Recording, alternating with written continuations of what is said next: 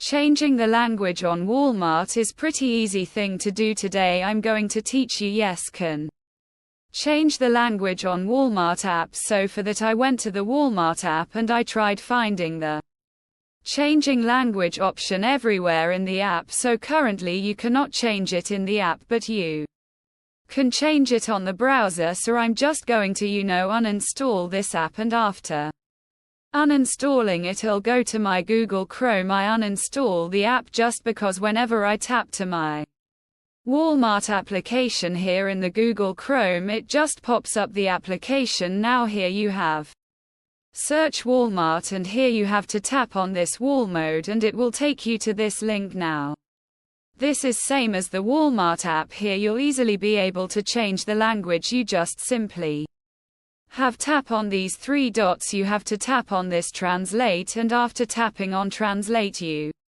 simply have to tap on this language. You just simply have tap on these three dots, and here you have to happen more language, and you'll be able to see all the language in which you want your new website to be translated. Suppose I want to translate it to